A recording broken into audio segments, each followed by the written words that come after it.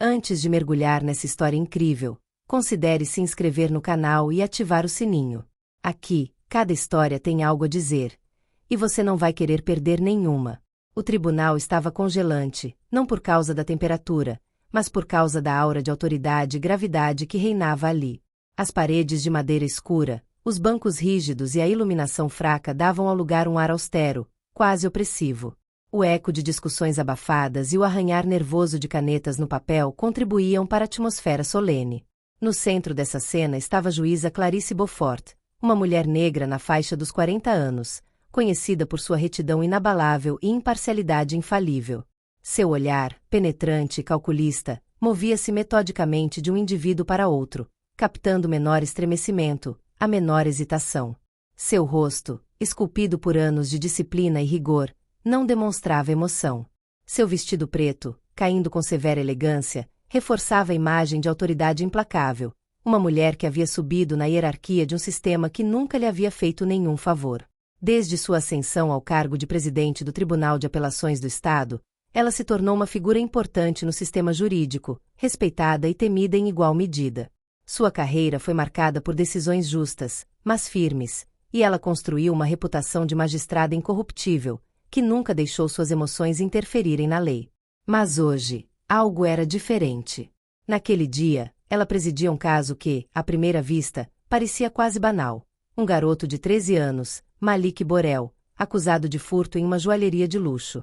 Uma ofensa aparentemente menor, mas Clarice sabia que esse tipo de acusação poderia pesar muito sobre um garoto negro, especialmente um sozinho e desamparado, em um sistema de justiça que muitas vezes era implacável com aqueles em sua comunidade. Os arquivos se acumulavam na frente dela, mas este lhe dava uma sensação estranha.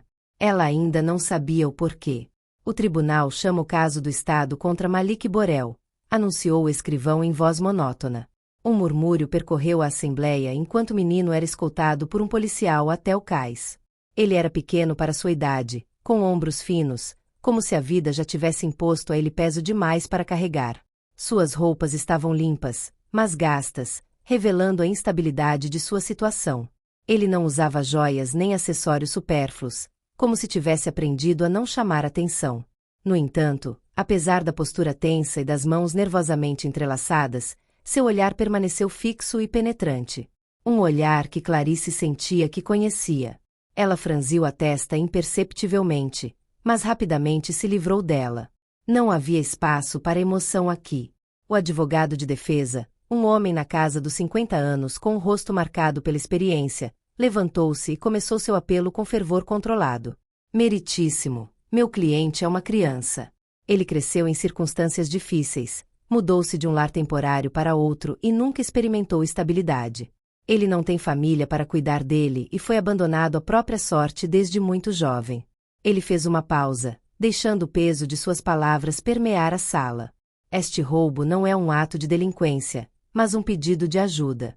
Um pedido de ajuda em um mundo que nunca lhe deu uma chance. Clarice ouviu, impassível. Ela ouviu centenas de apelos semelhantes ao longo dos anos. Advogados alegando pobreza, injusticia social e circunstâncias atenuantes. Se ela aprendeu uma coisa nesse tipo de trabalho, foi que a história de cada réu continha parte verdade e parte mentira. Seu papel não era julgar o sofrimento deles, mas suas ações. Mas havia algo na voz daquele advogado, na maneira como ele falava sobre Malik, que ressoou de forma diferente nela. Ela lentamente baixou o olhar para o arquivo em suas mãos, seus dedos deslizando mecanicamente sobre as páginas. Então ela leu o nome completo do acusado. Malik Borel. Um arrepio, imperceptível mas muito real, percorreu sua espinha. Ela não reagiu imediatamente, controlando sua expressão com a perícia de uma mulher que passou a vida escondendo suas emoções.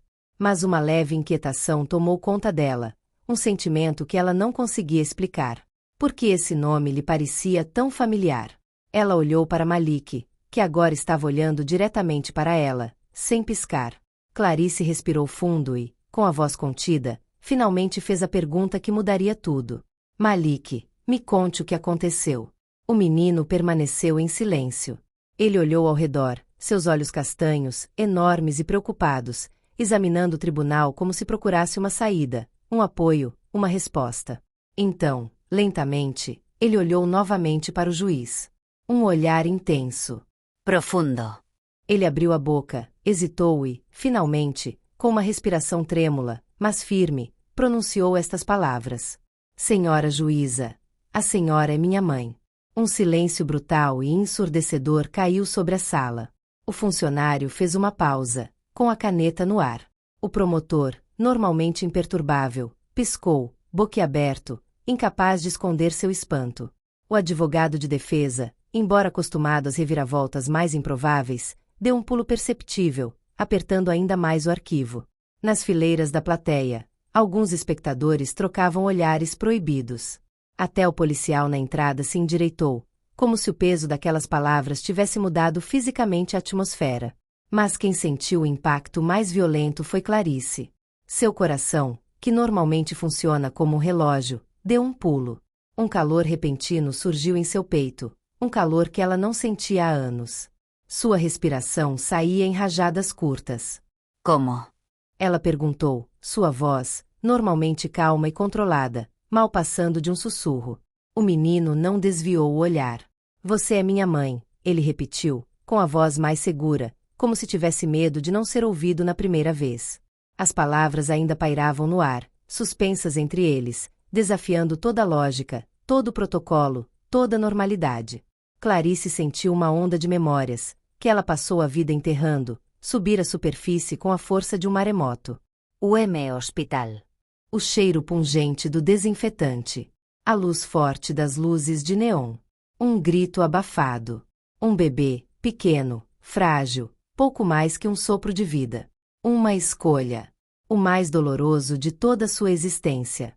Ela viu novamente aquele quarto frio onde havia assinado papéis com a mão trêmula, o coração esmagado por uma mistura de amor e desamparo. Ela se recusou a tomá-lo nos braços. Mais um segundo e ela teria desistido. Ela teria cancelado tudo. Ela se viu novamente, com 27 anos, jovem e cheia de ambição, no início de uma carreira que ela se recusou a sacrificar por uma vida que ela não podia oferecer. Ela disse a si mesma que era para o seu próprio bem, que ele estaria melhor em outro lugar. Ela passou os últimos 13 anos tentando esquecer. E agora, o passado que ela pensava estar enterrado estava diante dela, na forma de um adolescente magro e nervoso, com olhos familiares demais para serem uma coincidência. Ela fechou os olhos brevemente, tentando desesperadamente recuperar a compostura, silenciar a tempestade dentro dela. Quando ela os abriu novamente, sua máscara de juíza estava de volta no lugar. Malik, como? Sua voz falhou na última palavra. Ela agarrou os braços do assento, como um náufrago agarrado a uma jangada. Ela se forçou a recuperar o controle. Ela era juíza. O magistrado. Não era hora de se deixar levar por emoções pessoais. Ela endireitou os ombros e, num tom mais controlado, declarou: não tem nada a ver com este caso. Ela esperava fechar a porta. Feche este momento. Traga o ambiente de volta ao normal. Mas seu próprio coração se recusou a seguir essa lógica. E ela não foi a única. O advogado de defesa falou, com a voz cheia de convicção. Sim, senhora. Tem tudo a ver com este caso. Clarice virou a cabeça bruscamente em direção a ele. Malik foi abandonado ao nascer, continuou o advogado, com a voz mais suave agora, quase respeitosa. Ele nunca conheceu sua mãe. Ele cresceu em lares temporários, mudou de família, sempre em busca de um lar, de uma identidade. Ele passou a vida procurando. E hoje ele acha que você é essa mulher. Clarice sentiu o chão ceder sob seus pés. Ela queria negar. Dizer que era impossível. Que foi um erro. Que ela nunca teve filhos. Mas a verdade estava lá, dolorosa, espreitando nas sombras do seu passado, recusando-se a ser ignorada por mais um segundo. Aos 17 anos, assustada e sozinha, ela deu à luz em absoluto segredo. Um garotinho, frágil, minúsculo, que ela segurou apenas por alguns momentos antes de ser tirado dela. Uma criança que ela havia entregado a outra vida, convencida de que não tinha meios nem maturidade para criá-la. Ela havia se proibido de pensar nisso novamente. Ela se convenceu de que era o melhor. Mas hoje, o passado que ela pensava estar finalmente enterrado veio à tona, na forma deste garoto que estava diante dela, implorando com os olhos. Ela abriu os olhos novamente e olhou para Malik. Quem te disse isso? Ela perguntou, com a voz mais rouca do que pretendia. Encontrei minha certidão de nascimento. Ele respondeu. Ele olhou para baixo brevemente, como se hesitasse em continuar, antes de levantar a cabeça com determinação. O nome da minha mãe estava omitido, mas havia uma pista, seu primeiro nome. Eu procurei. Eu vi sua foto. Eu sabia.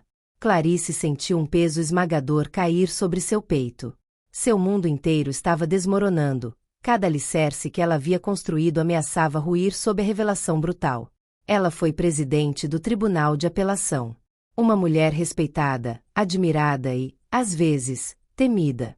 Uma mulher cuja autoridade e intelecto nunca falharam. Mas naquele momento, ela não se sentia mais como juíza. Ela nem se sentia mais uma mulher. Ela simplesmente se sentia como uma mãe. Uma mãe que, há 13 anos, fez uma escolha irreversível. Os sussurros na sala se intensificaram, olhares curiosos e chocados se concentraram nela.